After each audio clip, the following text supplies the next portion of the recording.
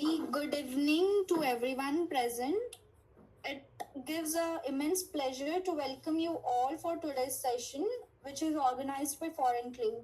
We are truly delighted to have such enthusiastic audience gathered. An enthusiastic audience gathered here, and we sincerely appreciate you taking the time to be a part of this learning experience. A very special and sincere welcome to our esteemed guest speaker, Dr. Angela Matthew, ma'am. It is truly an honor, ma'am, to have you with us. We are grateful that you are here today to share your knowledge with all of us and your experience and insights with us. We are confident that today's session will inspire all of us and benefit everyone present over here.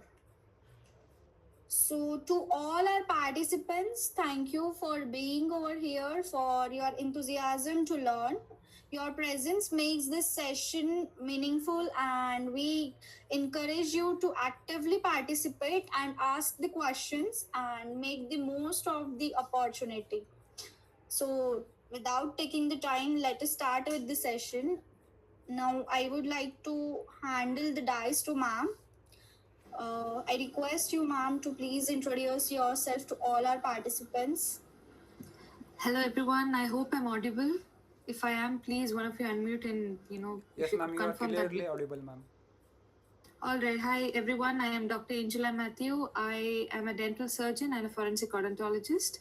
I'm also a certified professional in criminal and investigative psychology, and I'm a fellow of the PF Rocher Academy. So, thank you to the team of Foreign Clue to give me this opportunity to present this seminar. All right, I'll just start the seminar. I think it's already past 8, so I'll share my screen. So if it's visible, kindly let me know. Yes, ma'am.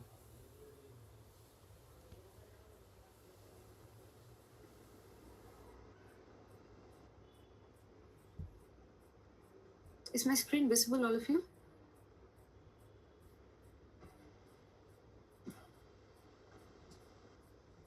All right, okay, I've got a message in the chat saying it's visible. All right, so I'll start my session. I was asked by the organizers to talk about forensic odontology, but I believe that, if I do not talk about anthropology and toxicology together, especially when it comes to human identification, I think my seminar would be incomplete.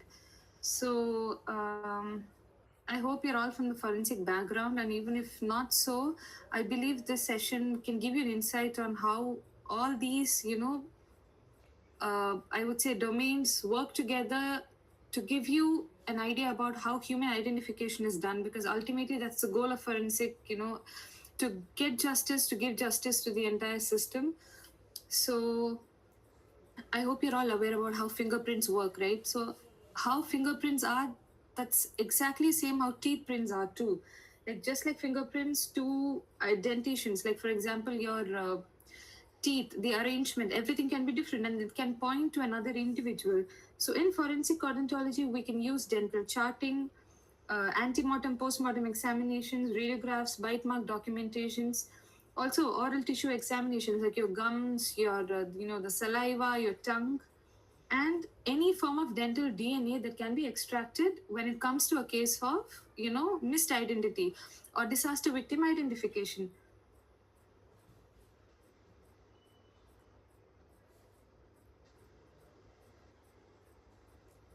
Just a second.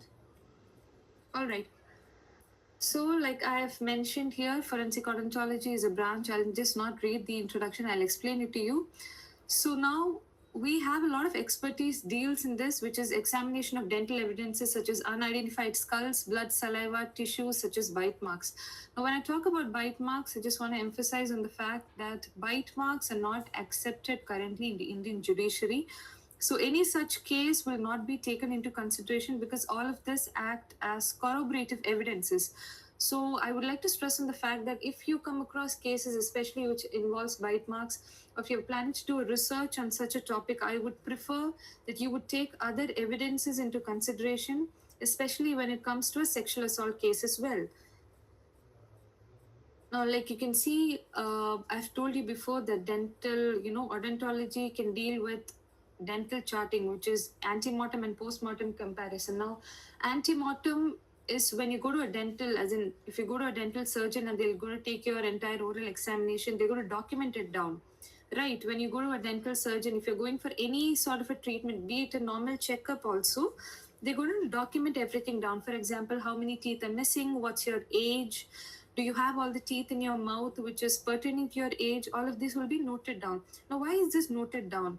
At least for 8 to 10 years, all dental surgeons are required to keep all these documents with them. Now, these are your ante-mortem data. Post-mortem comparison comes only when, for example, if there is a disease and the identity hasn't been established, especially when it comes to cases such as mass disasters.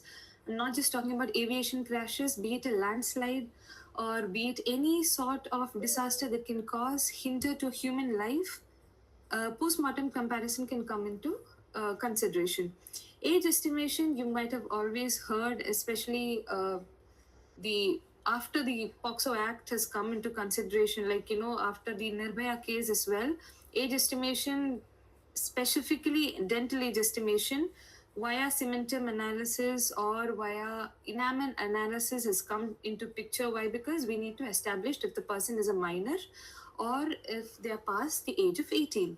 And like I told you again, bite mark analysis and dental pulp. You're all familiar with the fact of Fry's standard. Now, this is the standard that we all operate on many levels, not just in foreign countries, but also in India. It's just the fact that any scientific evidence can be accepted by experts. If it's accepted by experts, then it's considered as a scientific evidence. Now, this directly falls into the phase of, expert witnesses, how they work in court, and, how they're going to present evidences. You might have heard and learned how an expert witness is supposed to behave in the court, what all materials are they supposed to carry, what are the other documentation procedures there. All of this comes under the Fry standard. So I'm just giving you an example of how forensic odontology is not just limited to the 32 teeth of a person. It's just a very broader concept. Again, why am I specifically talking about unidentified skulls? Because this is a very new domain, especially in this scenario where war is not a uncommon thing anymore. A lot of unidentified skulls, bones, everything can be found.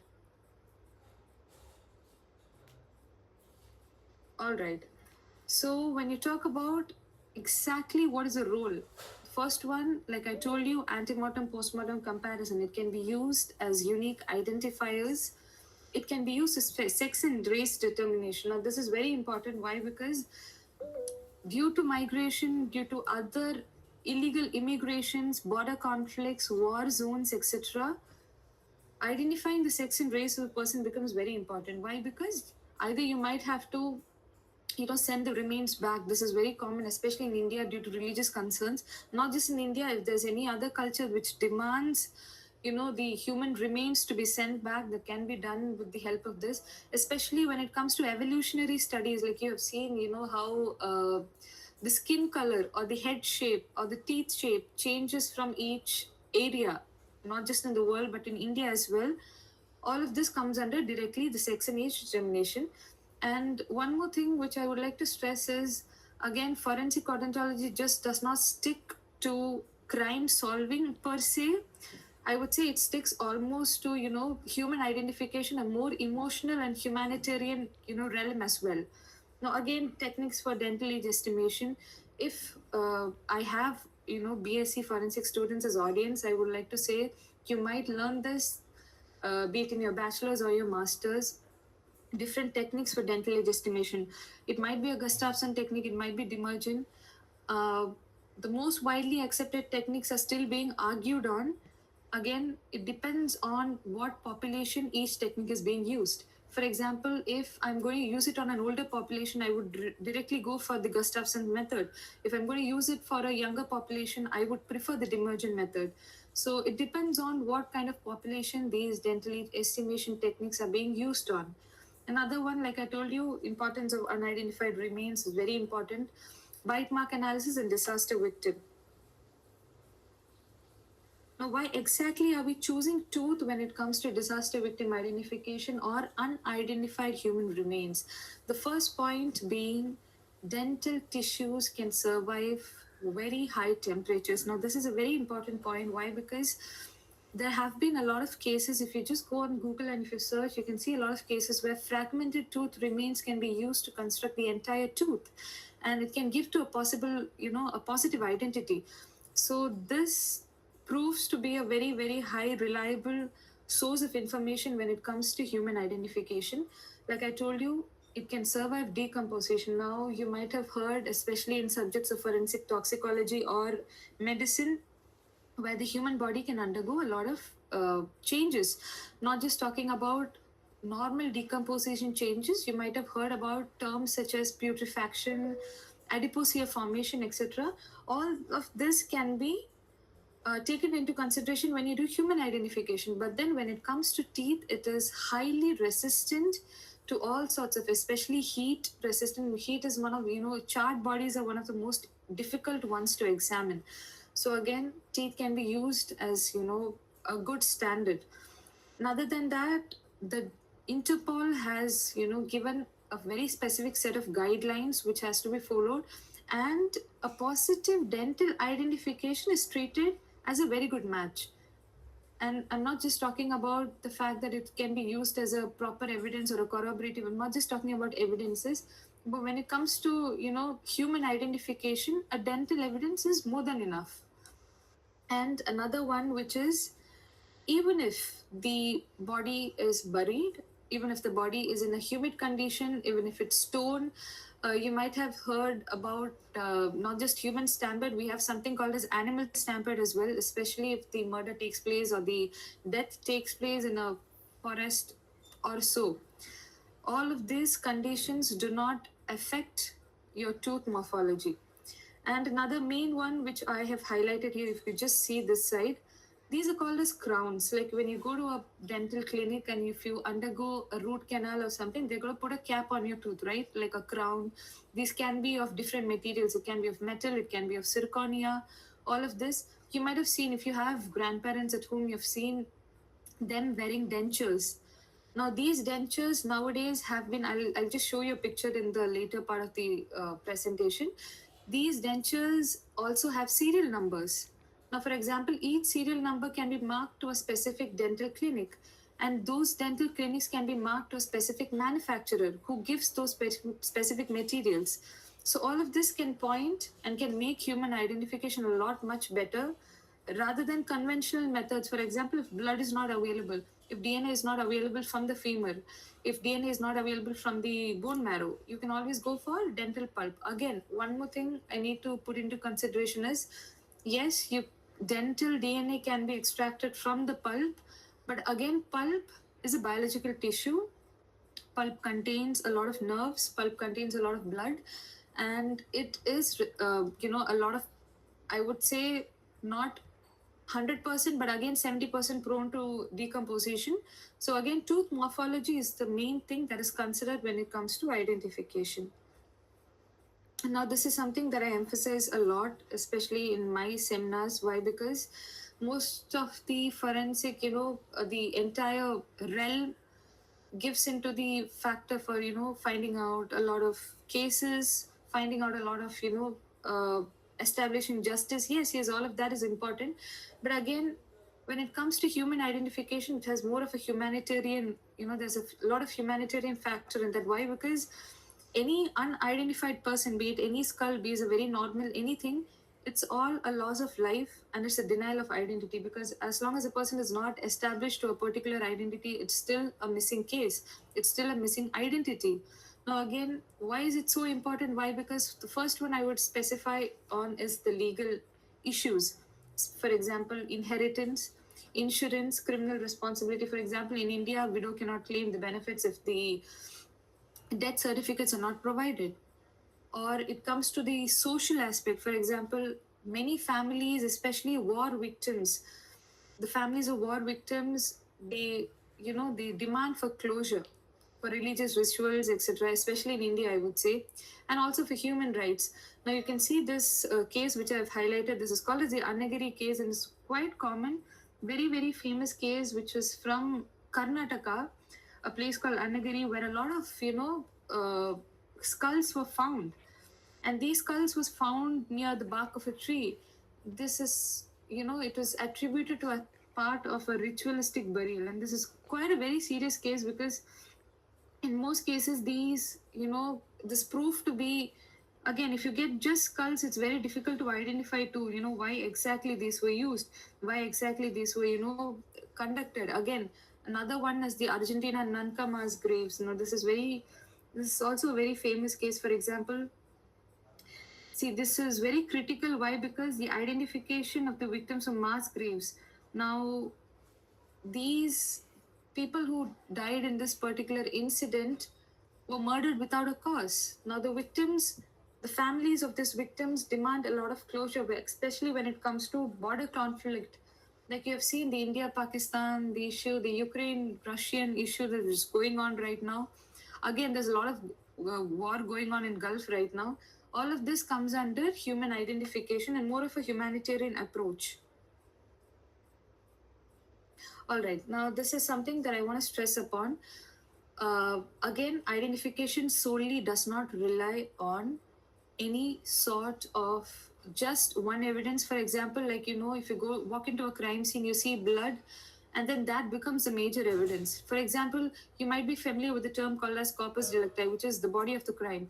Now, if that is available, would you go for another evidence? No. But when it comes to mass disasters, when it comes to, you have to map somebody's lineage, you have to map somebody's ancestry, you have to map somebody's, postmortem reports. All of these, I would say, all of these subjects, all of these realms come into the restoration of identity. The first one being forensic medicine. For example, autopsy, postmortem intervals, the scars, medical implants, especially pacemakers. Like I told you, generally how implants in your mouth are made, dentures are made. Similarly, people who use pacemakers will have serial numbers which are on the pacemakers, which can make it easy for the person to be tracked. As in, a particular pacemaker number can be tracked to a particular manufacturer, it can be tracked to a particular hospital, it can be tracked to a particular doctor. The doctor can identify the patient based on the medical records. Another one is forensic odontology, which I've already explained it very well and good. Forensic toxicology. Now, why is this important? Why? Because the benchmark case in forensic toxicology was done with the poison called as arsenic. Now, if you are familiar with the term arsenic, you might know it's a heavy metal poison, and all of heavy metal poisons cannot be detected in your normal organs of the body. It can only be positively identified with the help of nails and hair.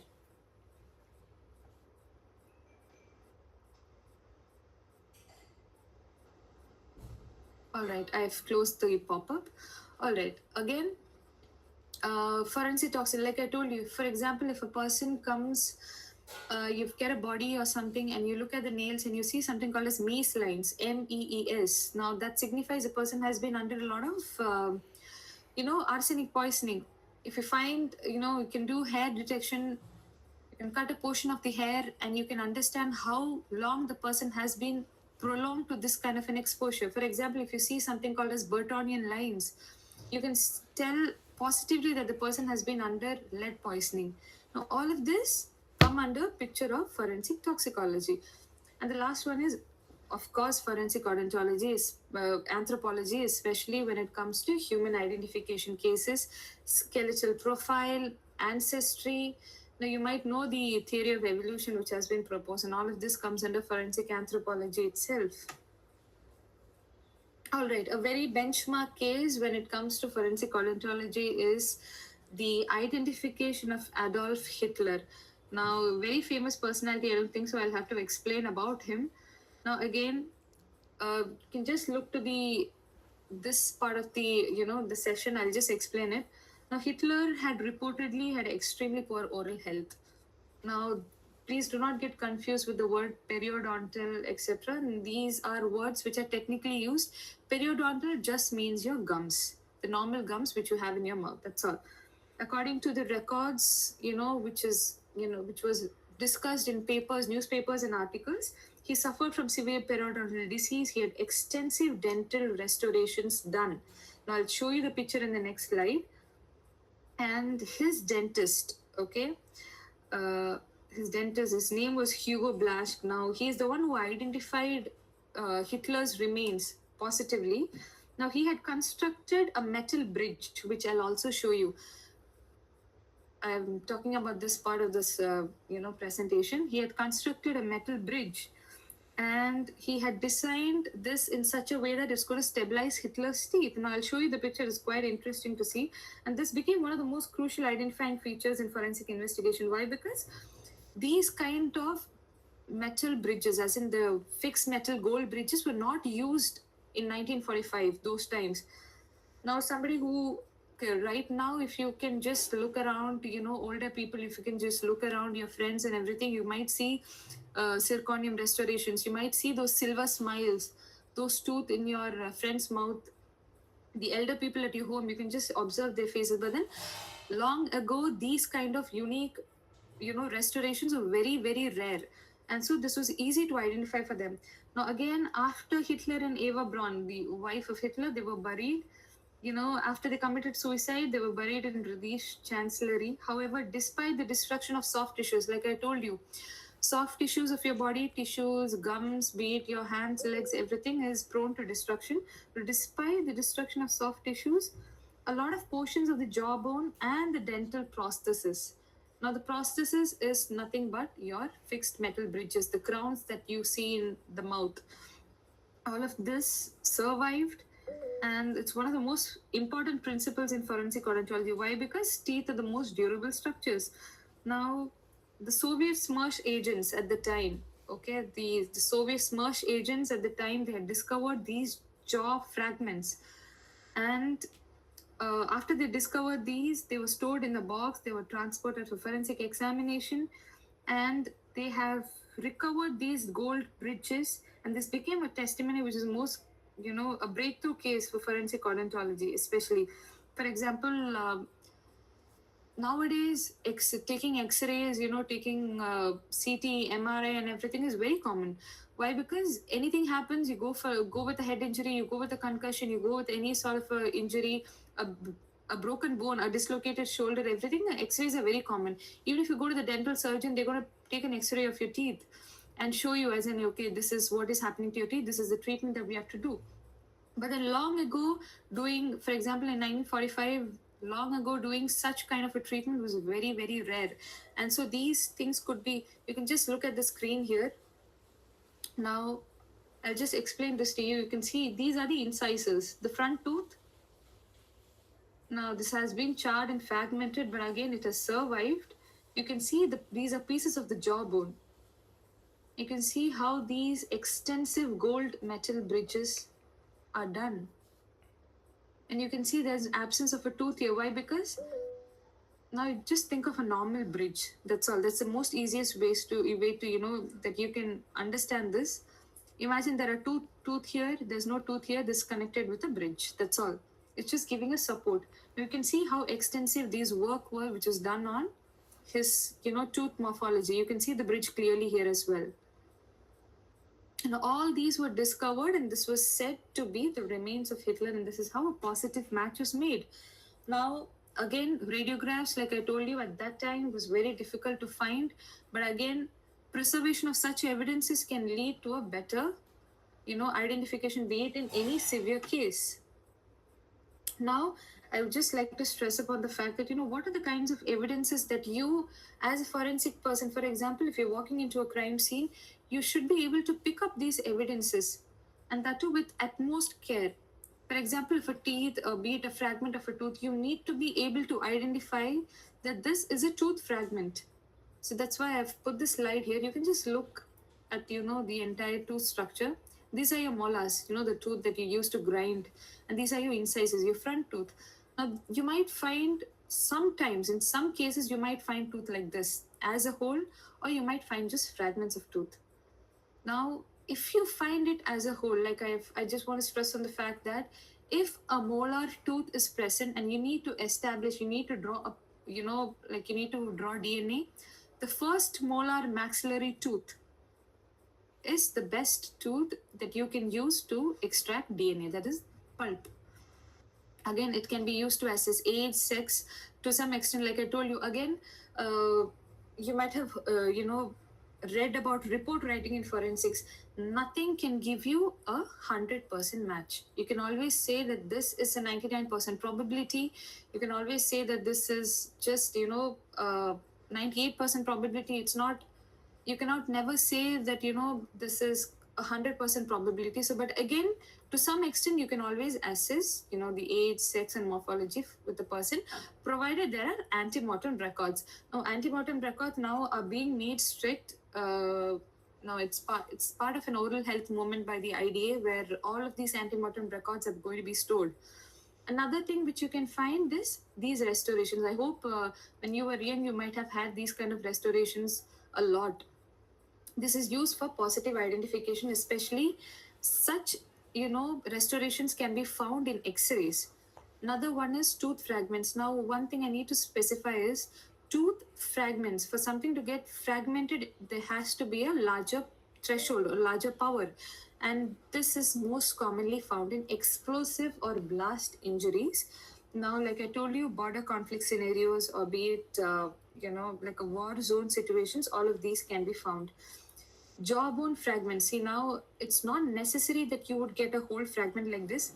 It can also be just like this. All right. It's not necessary that you need to get an entire fragment, a intact maxilla and mandible. It can just be just fragments, or you can maybe get, if the body has just been decomposed, but then you have the skull completely with you, you might get a jawbone like this. Now this is the mandible. All right. And you can always do a CT or an X-ray with the help of antemortem records. And you have dental implants or appliances. For example, bridges. Now, these are bridges, and these are dentures or implants. Now, implants especially are screw-type materials which are implanted into your jaw. These will have definitive serial numbers which you can track. Like I told you, even nowadays, even dentures have those too. Now, just want to specify, these are dental evidences which I have specified. I'll just give you a brief about what are the anatomical or the skeletal remains, especially in war zones, because again, forensic odontology strictly follows a humanitarian aspect. Why? Because most of the forensic odontologists would be specialized in disaster victim identification as well. Now we have long bones, which is femur, tibia, and humerus. You can just see here. Now again, long bones are always used to find stature estimation. It's much beneficial if you have the entire femur. If not, even the humerus can be used for stature estimation. Skull and craniofacial fragments. Again, the word fragments, like I told you, if it is a blast scenario, you might only get fragments of a skull. These are used for facial reconstruction, again, which I will be explaining in detail. The pelvis, which is most accurate body, there's in the bone fragment that you can use for sex estimation. It can give you up to 95% accuracy. Again, this is very important. Why? Because if a skeleton has been found, if a body has been found like that, which are without any soft tissue, a pelvis can be used for positive identification. Ribs and vertebrae for trauma patterns. Now, again, if you talk about a very normal forensic case, ribs and vertebrae can be fractured via accidents. For example, if it's a road traffic accident, be it hit and run, be it an airbag deployment, anything, ribs and vertebrae can be fractured. But when it comes to forensic odontology or anthropology, these can be due to stampedes, be it animal stampedes, be it any sort of another cause of death. Ribs and vertebrae can be fractured. Burned or calcined bones. Now this is very, very common. I'm just not talking about any cases of burning of the body. It can also happen in case, if you just look here, it can also happen in case of chemical attacks, especially the hard poisons, like for example your sulfuric acid poisons, your hydrochloric acid concentrated HCls and everything. It can cause bones to degrade. Another one, it's very uncommon, but I would say scalp or hair remains can also be found. But again, if it's found without the follicle, like I think you might be aware that without the follicle, the hair is useless. There's no point in collecting it. If the follicle is intact, you can always look for mitochondrial DNA. All right, now this is something that I was talking about before. Why is forensic medicine important? Why? Because, like I told you, external examination, you can always look for scars, tattoos, or birthmarks to identify an individual. But then for internal examination, this is what I have been, stressing on. If you can just look here, you can see how these are all, there are all a lot of numbers on this titanium 3D printed. You can see some specific symbols on this. You can see the patterns, the grooves, the alignment.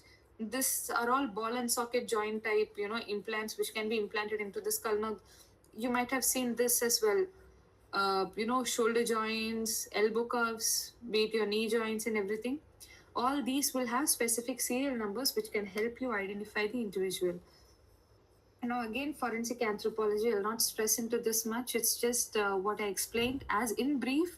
Like, for example, to differentiate between human and non human bones, I've just attached a very small image here. If you can see, like a chimpanzee and the comparison between that of a human. Determining the cause of death, like trauma and skeletal abnormalities, age, sex, and ancestry determination, like, if it's a person is coming from an Asian background, if the person is Caucasian, if the person is coming from an African background, and all of this. Now, this is something I just want to stress on. Like I told you, if at all a skull is found. Now, imagine we have a skull found. We need to establish the, you know, identity of the individual. There's always a method called as facial reconstruction, which directly comes under forensic odontology. Now, this has been done for a very long period of time. Like, for example, the best, way to understand this is the basic sculpting. Somebody who looks at somebody else and can sculpt the entire figure. Now, looking and sculpting is different, but when you do not have exactly any detail or any antemortem, photo to look at and to sculpt something, it's going to be very difficult. And that's exactly where, forensic odontology can come into picture. Now, I just want to stress on certain things. Now, there are a lot of methods in which you can do forensic facial reconstruction, and the first one being two-dimensional technique. Now, this you might have seen in a lot of movies where an eyewitness who has seen a culprit performing something or has done a crime. They're going to come to the police station and they're going to sketch. They're going to tell the sketch artist, as in the eyebrows were like this, and the lips were like this, the eyes were pointed, the person had a mole on their face, and all of this. And the person and whoever is sitting on the other side can manually sketch it. Now, this is very commonly used in older times. I'm not talking about right now. Right now, we do have computerized methods. Now, computerized methods are where you might have, again, I just want to give the example of a movie as well. In the movie, you might have seen a different set of eyebrows, different set of lips, and the person can just accurately tell, okay, the eyebrow look like this, and they can accurately match it and give a proper identification. Now, this is just a two-dimensional method where you just get a facial structure, as in a facial feature will only be seen. We have three-dimensional techniques. The first one being the American method, which is tissue depth. We have Russian method, which is muscle to muscle, and we have Manchester method. All right, I'm just going to break down the process for you. For example, what are the most prominent features of your face? It can be the contour of your nose. It can be your eyebrows, the shape of your eyebrows. It can always be the shape of your head. Sometimes, especially in males, it can be the shape of the jawbone. Now, these are all the, very main identifying features, the most sharp features of your face. Now, imagine if you have all these sharp features and you have a database which can give you certain points. For example, you might have heard certain technical terms like your temporal bone. You might have heard the term called as zygomatic bone. Now, all these are technical features on your skull. Now, for example, imagine there's a database or software which has stored all of this data. Now, if you want to make a person, you want to reconstruct the face of a person, all you have to do is, where was the body found?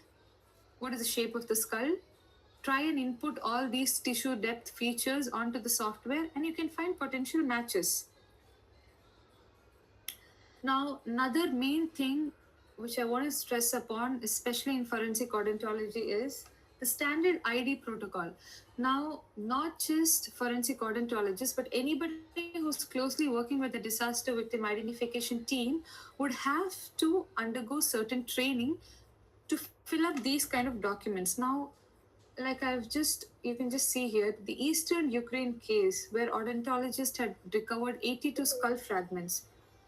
Now, if somebody, if there's only just a skull fragment present, it's very difficult to make a positive identification. Hence, certain type of x-rays can be used. Now, I'll just show you how it looks like. I've mentioned the term here periapical x-rays. Now, these are called as periapical x-rays. Very short, very small x-rays which is taken over a very short period of time. These are very small x-rays which can only point to a very specific portion. For example, if this is a tooth that I want to specify on, this is a tooth I want to work on, the x-ray is only going to be pointed to this part of the tooth. And this is where I'm going to perform my experiment. This is where I'm going to perform my analysis on. And these can be matched, for example, to certain characteristics. Imagine, now this is the skull that I've received and 2 teeth are missing, but I can just directly match it to this teeth. And that is called as overlaying. I can just place this image on top of this and I can just match it. Even though these teeth are missing, you can see the alignment of this tooth and the gap present here. And you can see how the gap is present here as well. I hope you're able to follow what I'm telling. So you can just superimpose these images and create a positive identification. Let me just explain this ante-mortem dental record chart to you because most of you are not from the dental background. So I'll just explain this. Now, like any other chain of custody document, like I hope you're familiar with the term chain of custody now, like any other document, be it a chain of custody document, be it a toxicology report, all of this will have demographic data. For example, the name of the person, the sex of the person, be it age and everything, where the person has been taken from, all of this will be there. Now, this is an ante-mortem dental record. Now, how is it given? You can see all the 32 teeth aligned here.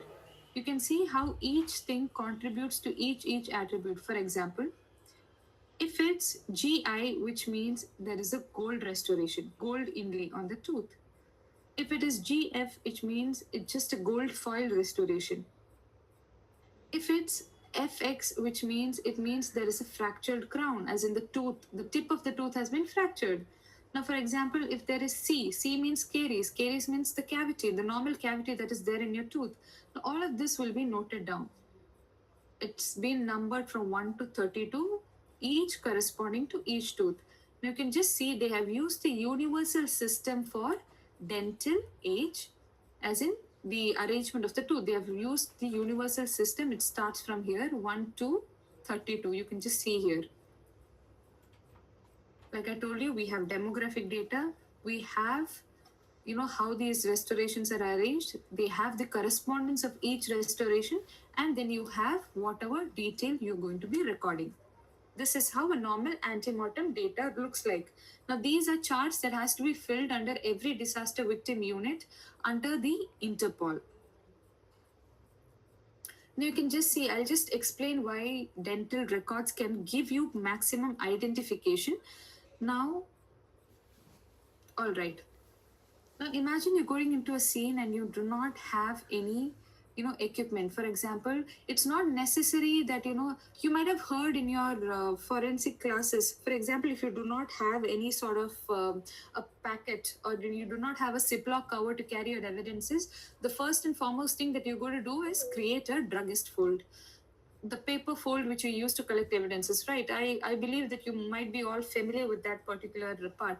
Similarly, for example, if somebody is going to a border conflict zone where a lot of resources cannot be available, it cannot be transported back into labs because of lack of storage, lack of power, there's no proper storage for biological samples. In such cases, dental remains can be easily transported.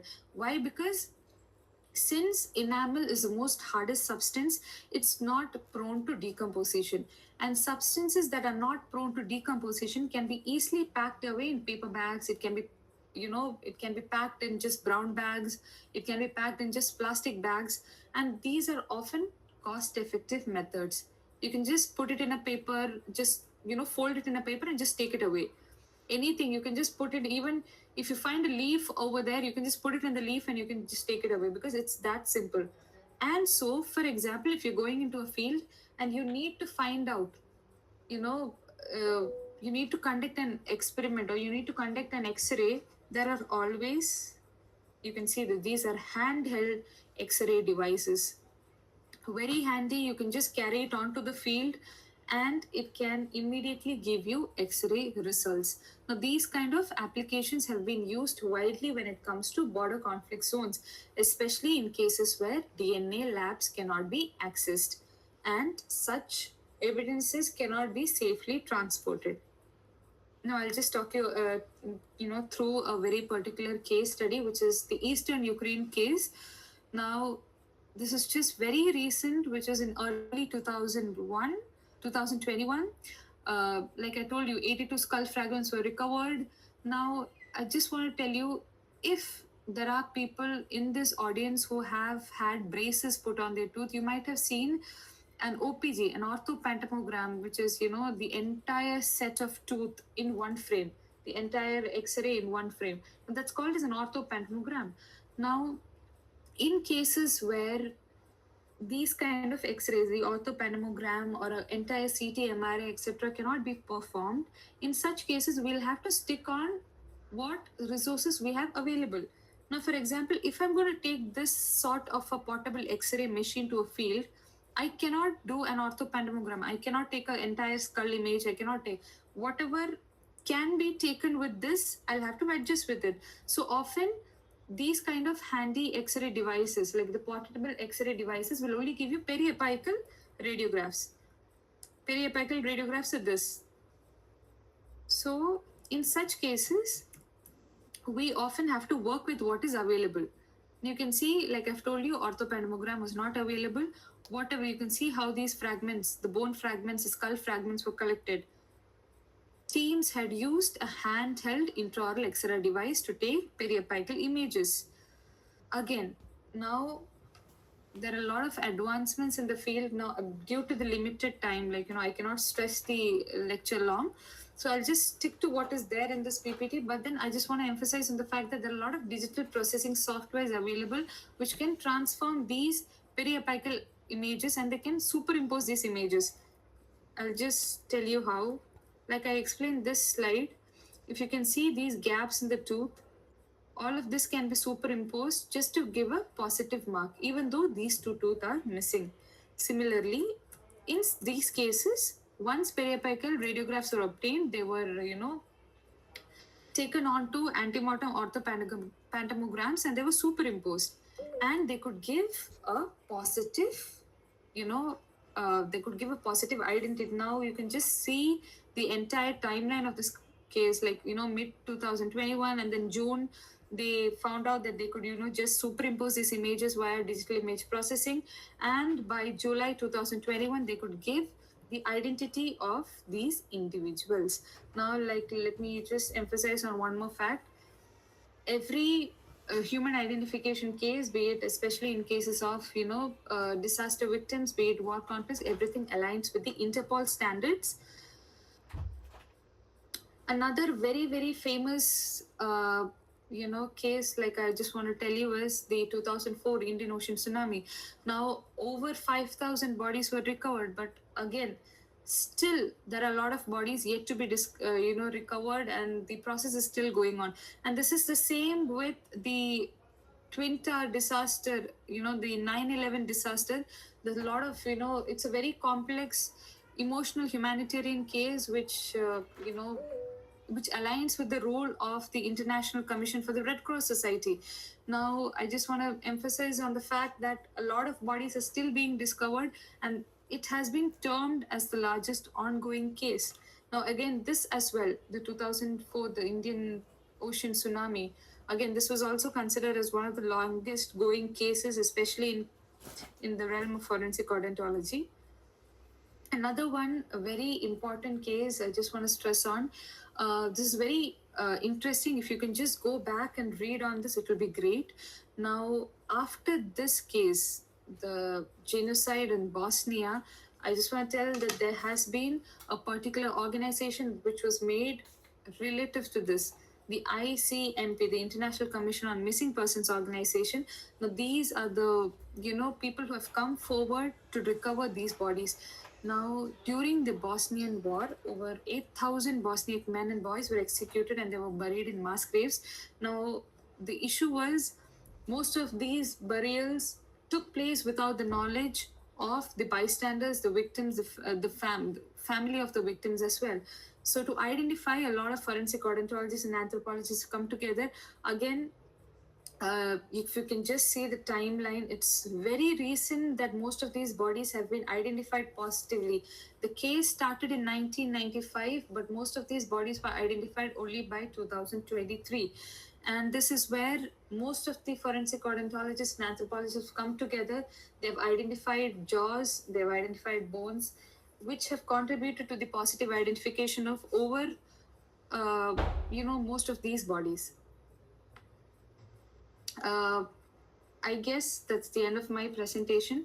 So if you have any doubts, now again, I know I do not follow the very conventional method of, especially when it comes to forensic odontology. I know most of you would like to hear more about, this bite mark analysis and all of that. But I just want to stress on the fact that when certain techniques, when certain methods become outdated, it's much better to focus on the issues that are currently happening. Because very recently, I have also been working very closely with a lot of ICRC delegates based on this as well, especially the very recent disaster, the Gujarat aviation disaster. I hope you all are aware about that. And so a lot of mentors from my side, as in a lot of mentors from who have mentored me, had gone to those scenes. They have collected those evidences, and so I've been working very closely with a lot of ICRC delegates, and that's the reason why anytime nowadays, if I'm going to take a lecture on forensic odontology, I always focus on human identification rather than talking about bite mark analysis or any other outdated techniques which are currently not being used. But yet again, when you study a subjects, I believe it is more important to study on all aspects of every subject. So yes, bite marks, dental age estimations are all important, but it's always good to stay updated with the latest trends which is going on, especially in situations of war like this. I hope you understood my class, so I'm open to any questions if you have. So kindly direct any questions. Visible to you. Yes, your screen is visible. Please continue.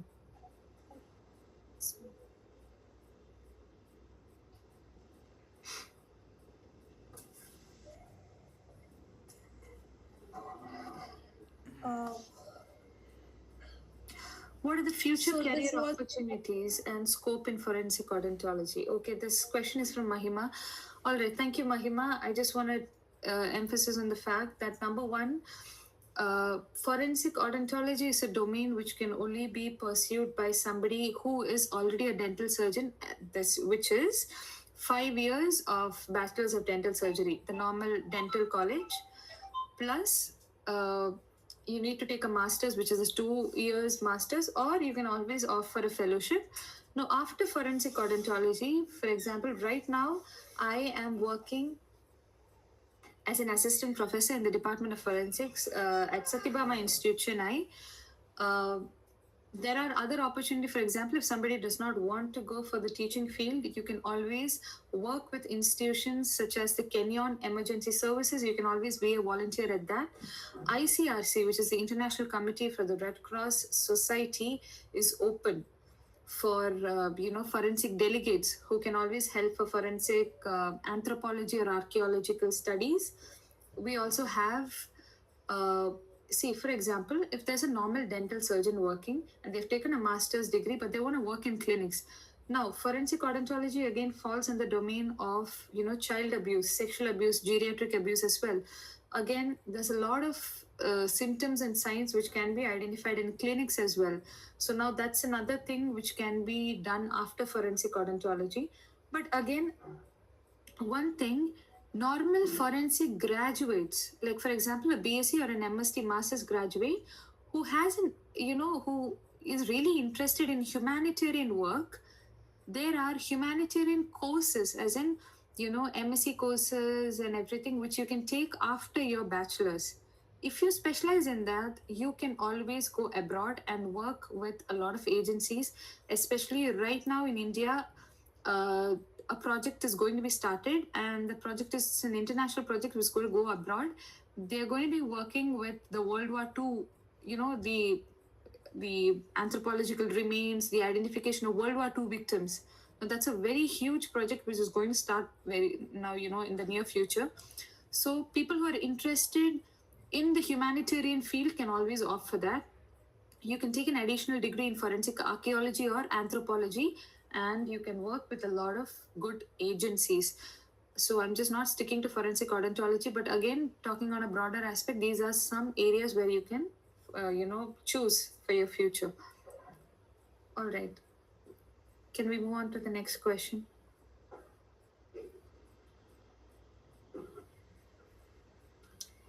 What should be a next step after completing BSc Forensic Science and MSc Forensic Science degree? All right. To all the participants who are eagerly listening, I just want to tell you one thing. Now, the fraternity, the forensic fraternity in India is very young. So for them to move on and to give you a space, that is a very far-fetched thing. So I would prefer that you make a mark for yourself. Now, for example, if somebody has completed the forensic science degree, I need you to understand the fact that you have chosen a degree where you cannot pursue another master's other than forensic. For example, if somebody who has taken a BSc Life Sciences degree, you can always opt for MSc Forensic Science.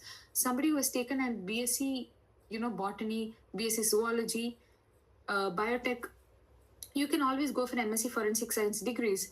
But if somebody who has taken BSc Forensic Science, your opportunities are quite limited to MSc Forensic Science. You can always take, disaster victim as, disaster management as your masters. All of these are there.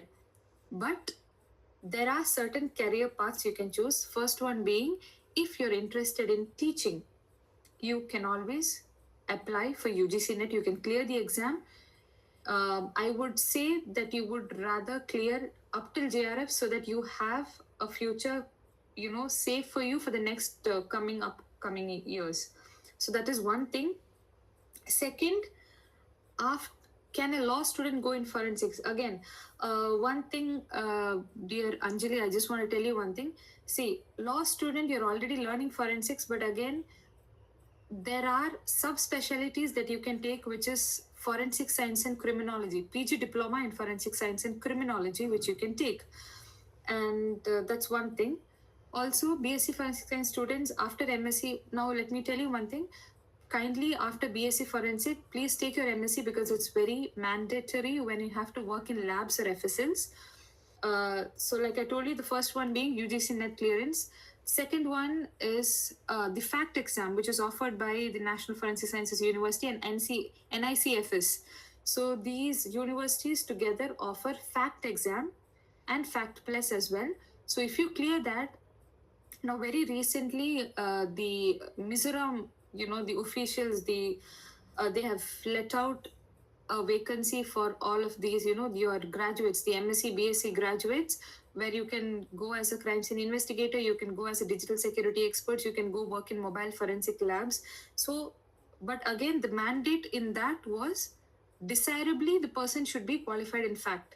So after MSc, now let me tell you something. Right after BSc, when you join MSc itself, you can always apply for the NET exam, and you can always apply for the FACT exam. These are exams which do not have a mandate that you need to have MSc. You can, while during your MSc, you can always apply for these exams and clear it. Can I do fourth year BSc or the? I think it depends on the college. For example, if the college that I am studying in, I mean, I'm teaching in right now, offers a 3-year degree course for forensic science, but there are colleges which can give you a 4-year degree. Again, for forensic science, if it's a 4-year degree, it means it's an honor degree. So you pass out with honors. It depends on your scores, the NPTEL score marks, the the projects that you have done. And another thing, like I told you, after UGC FACT and everything, you can always apply to central forensic labs, but your CV should be extremely strong.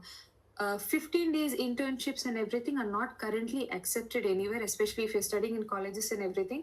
I would suggest that when you get semester breaks, kindly go for 3-month internships or 2-month internships where they can provide you an extensive training, especially in central forensic labs. And I would say be open to making connections because, for example, if you're an MSc forensic science person and you do not want to work in labs, you can always work with insurance claims in hospitals. This is also very common for law students. I would say if you want to work for insurance claims, you can do that as well. Again, if you're not interested in working labs, you don't want to do that, okay, you can always apply to be a crime scene investigator via Staff Selection Commission exams. You can always clear that and you can go forward with such, you can work with the NCRB, etc. So I hope that question is clear to you. Are 1 month internships fine? See, let me tell you one thing. FSL 1 month internships are fine provided you do it in just one department or two. If you're doing an internship, I would say pick a department and complete the department with 1 month. Study as much as you can from that department. Why? Because I have seen a lot of students, especially my students as well, they often, they go for 1 month internship and then they'll at least visit 3 or 4 departments in that 1 month. You might think that is enough, but I would say when you do a 1 month internship, stick to 1 or 2 departments just as such. Can you tell about online internships? Yes, there are online internships available provided. For example, if you're aware about the CCIFS and everything, those are agencies which provide online internships. There is one in Madhya Pradesh. I'm so sorry that I forgot the name. If you could just, give me a little while, I'll just find it out and I'll send it to Mrunmai and she can just share it to you. There are online internships available. I'll just get you the details on that.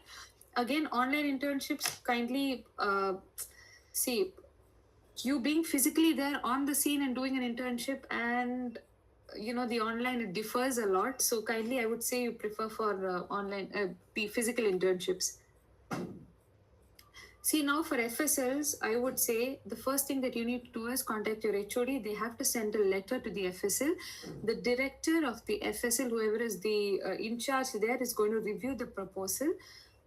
Single-handedly, if you are going, it might be difficult for you, but if it's in a batch, it would be great. They'll provide you just have to pay a fee there and they'll provide you with it.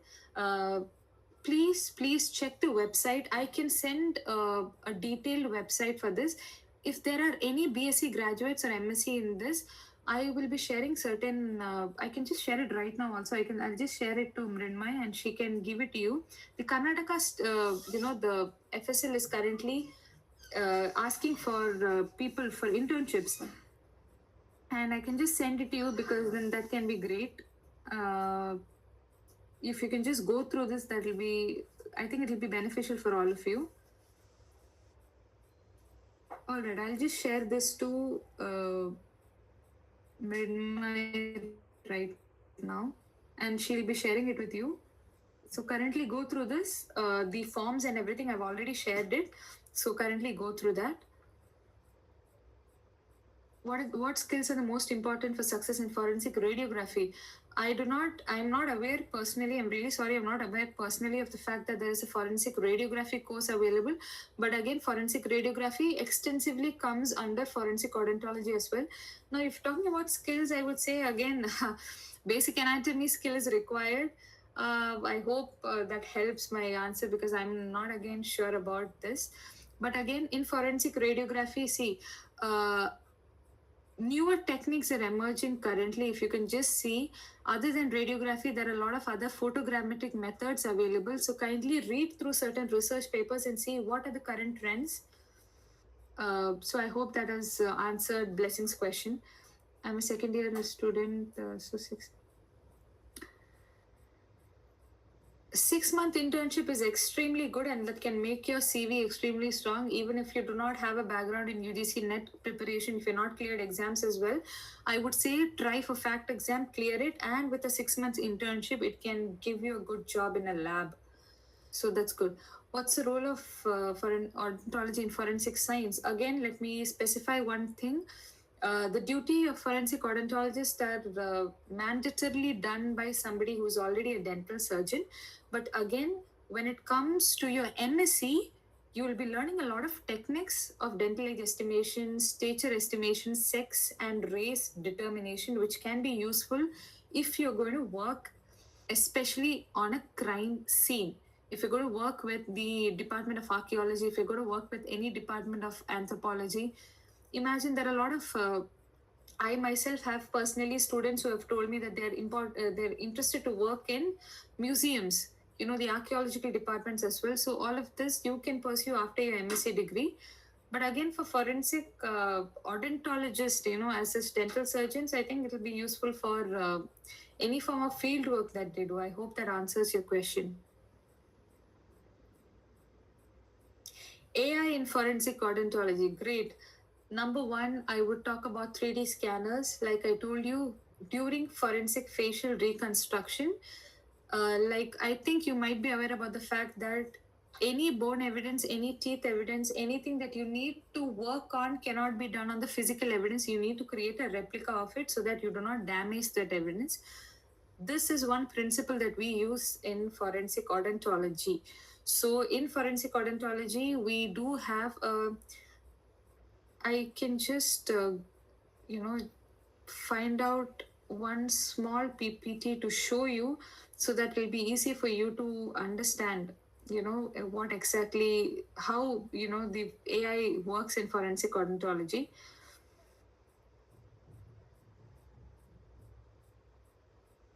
All right.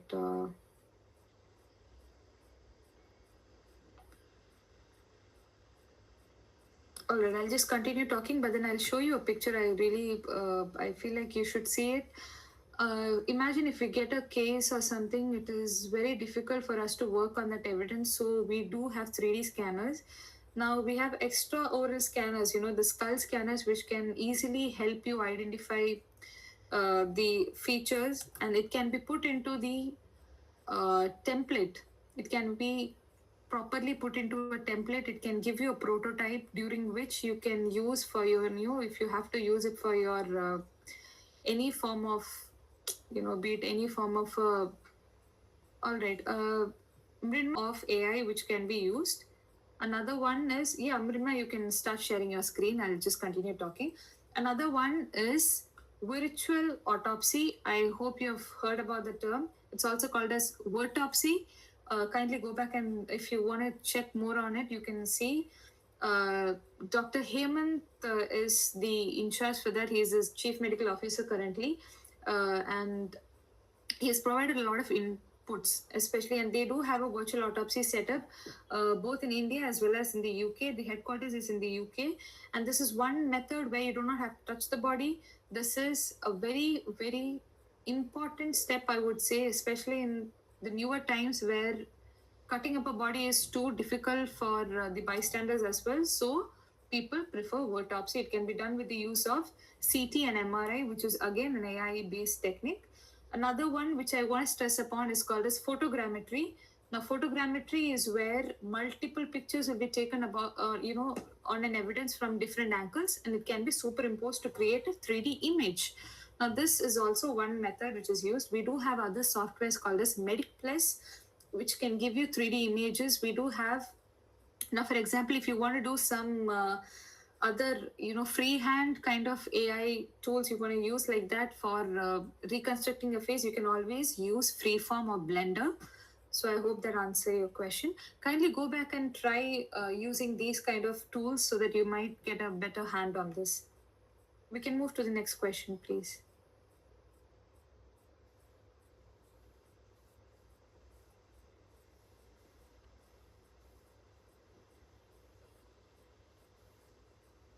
Human and animal teeth, how to differentiate, especially if it's a monkey? Okay, great question.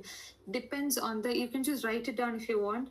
See, now we have the morphology of the tooth, but again, it depends on the cusp of the tooth. Cusp is the pointed mountain type things. Like just run your tongue on your tooth and you can find those pointed things. Cusp of the tooth and the morphology differs. For example, for us, we might have 4 cusp, but when it comes to the monkey or something, it might have flattened cusp with 3, or it might have 5. So similarly, you can differentiate, plus the number of roots, which is very important. For humans, maxillary molar tooth have 3 roots, 2 separate and 1 conjoined. Now, when it comes to the tooth of a monkey, be it any animal, be it any, not just monkey, I'll talk about a wide variety of that entire ape family. The number of roots differ. The shape of the root may differ. Some animal tooth might have taurodontism, etc. So that might differ as well. So you can always differentiate like that. Again, the size of the tooth, that's a big concern when it comes to human and animal teeth, because our diet is different and the diet of those monkeys are different. Our diet has been evolved to such a way that a tooth is also accustomed to eating roti or chawal or anything, and so we are accustomed to eating that. But then when it comes to monkeys, it depends on their diet, so the size of the tooth can be very different. So hence, yeah, these are some areas where you can, this is a very extensive topic, so I'm just bringing it down to few points. I hope that is fine.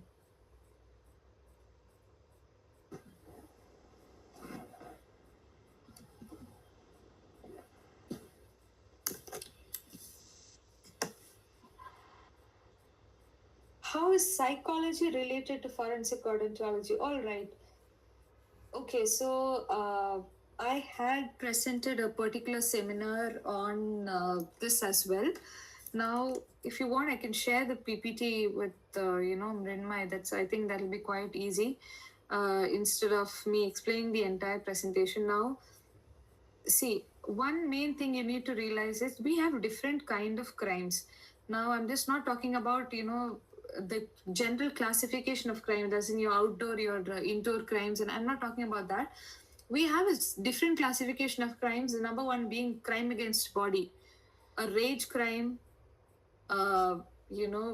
hate crimes, honor killings, and everything. These are all crimes against body, be it violence of any sort.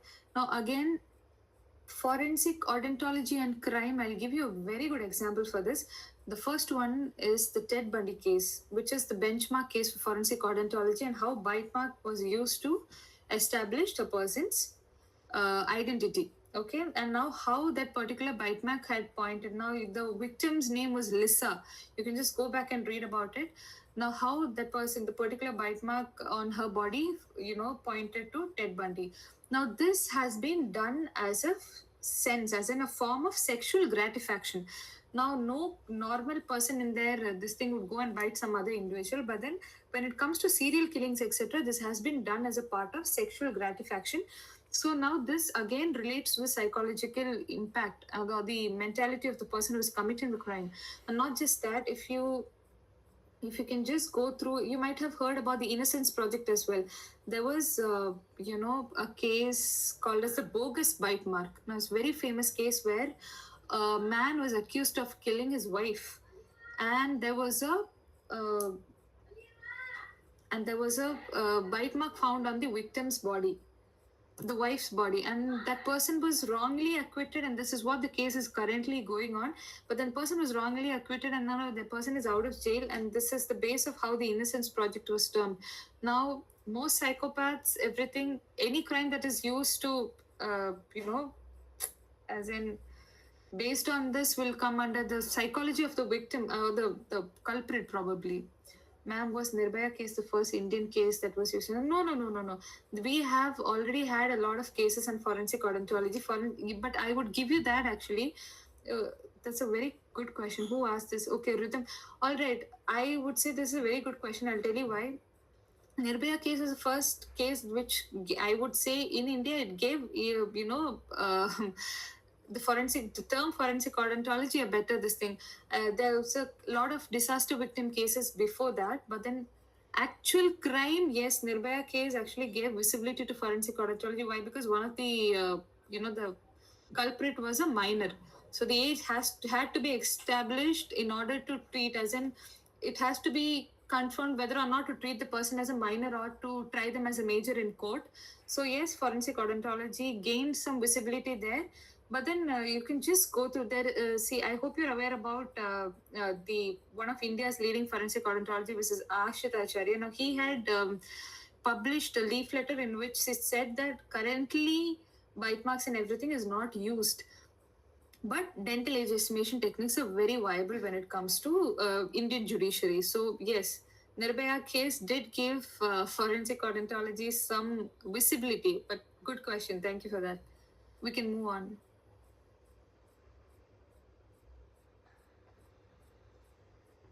All right, how should a forensic odontologist deal with an evidence found at the crime scene? This is based on crime scene management. Okay, all right. Now, I hope you are aware about the fact that most of the dental evidences that are found are mostly teeth.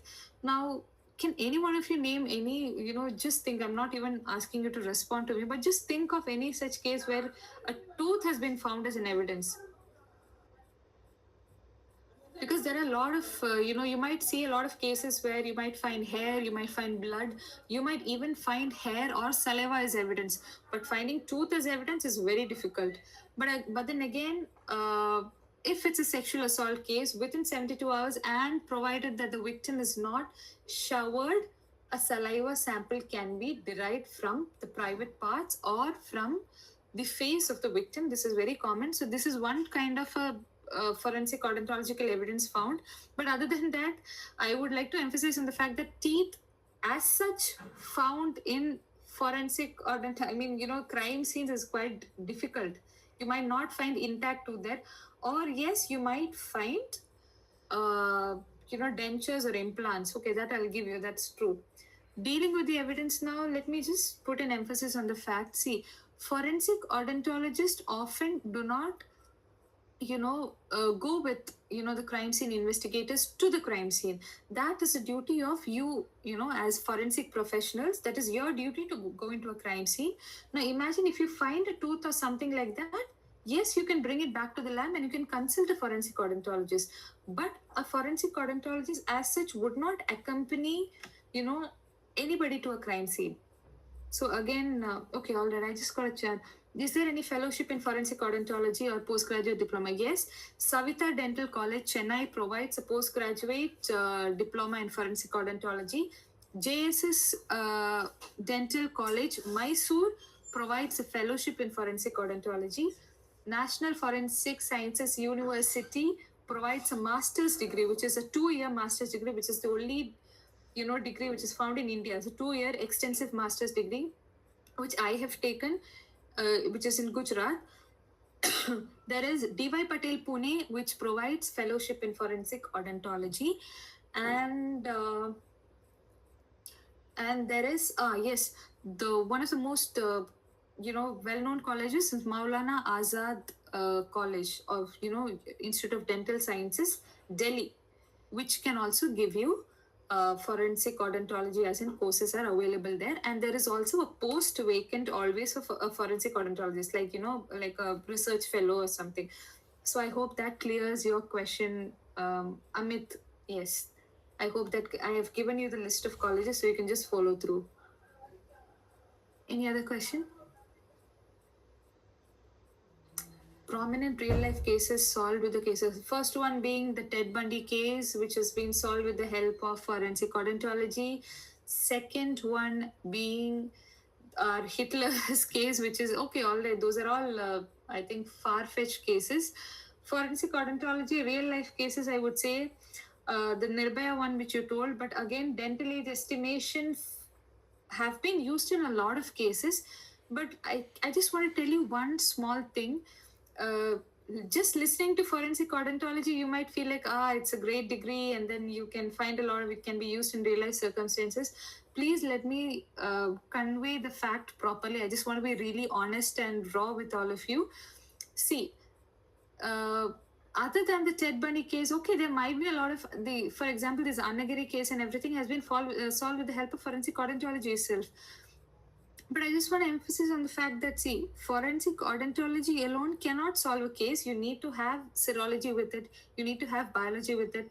So a lot of prominent cases I cannot, it's very difficult to name because, see, yes, dental evidences can be used, but I just want to see in the Indian court, it's forensic odontology is always a subsection.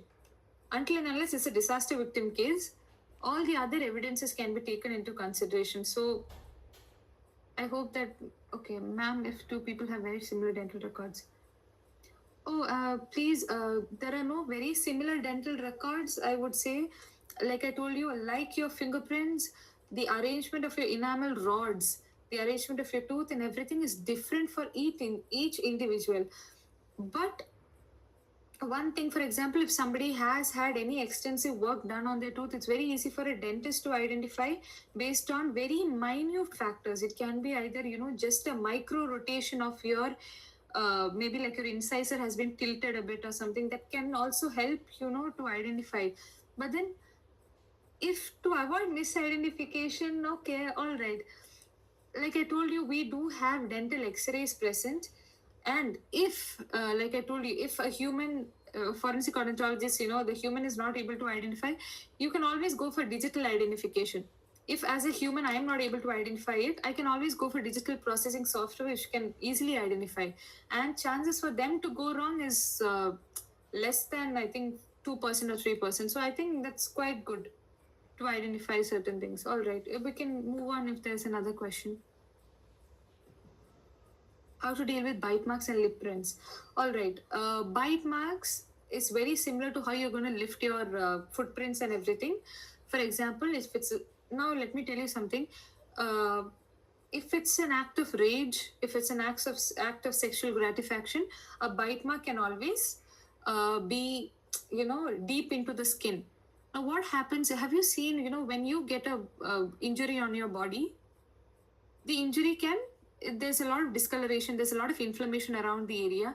Now if the bite mark is fresh, you can always clean the area, swipe for swipe for saliva, and that can be run to find a positive identification. But what if the injury is already, there's a lot of inflammation around the area, there's a lot of granulation tissue around the area. So what do? We can always use alginate material to get a bite mark duplicate, as in a replica of the bite mark, and you can always compare. But one thing is the fact that, okay, you're going, and once you get the bite mark, you can always align a set of suspects which can help you identify which bite marks matches to which suspect. And with lip prints, like I told you, lip prints are often it's not used, I would say. But again, there's a very famous case called as, I do not know the exact name of the case, but there was a case where a burglar, this is also a benchmark case for lip prints. There was a case where the burglar robbed an entire cafe or something, or a home or something. And then what happened is, the burglar, there was a picture of Mother Mary present, and the burglar kissed the picture of the Mother Mary and left. Now, just based on that lip print, the burglar has been identified. So again, to deal with lip prints, it's very similar to how you lift fingerprints. Use fingerprint powder and you can just lift it and you can compare. Lip print analysis is another whole unit. It's like you have to divide it into 4 quadrants. You have to see the classification and what pattern is found in each quadrant. You have to add it up, give a certain value to it, and that's quite extensive. So sorry if I'm not able to tell it. Our bite mark only related to foundation murder case. See, like I told you, there are a lot of cases where bite marks, I'd say, for example, rape and everything, murder case you might find. But let me ask you one question. If you do have other, for example, if it's a sexual assault case, if there is semen present, if there is vaginal discharge present, if there is saliva present, would anybody go for bite mark? That's my question to you, because I don't think that holds a value in the Indian judiciary. Because if you already have certain very prominent evidences which can directly point you to the person, would you really go for bite marks? Yes, for documentation purposes, yes. But to prove a case, no, I don't think so. According to me, I don't think so.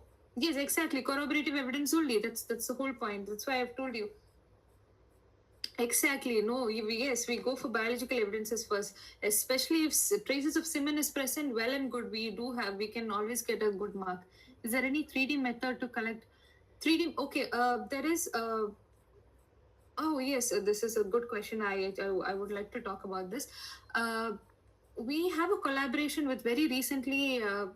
We conducted a police training workshop, and we collaborated with one of the partners who we have an MOU with, as in the University Department of Forensic. It's called as Dowell Life Sciences, and they're located in Pune. And Mr. Amit Joshi from there, he had given us an exact technique of lifting, you know, fingerprints and lip prints and everything, and this, and also any sort of a print. There is no need for you to touch it. You can just directly lift it via cameras, and it can be transformed into a 3D structure. So that's there. Kindly visit their website, and you might get a lot of info on that. So that's good that you asked. It's called as Dowell Life Sciences, and they're located in Pune, and they do a lot of they do have a lot of products which can be used for these. So I hope that answers your question. Any other questions? Oh, all right. Okay.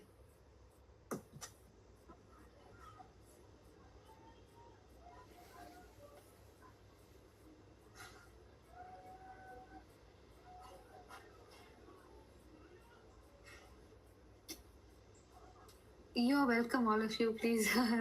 Yes, you're welcome, all of you.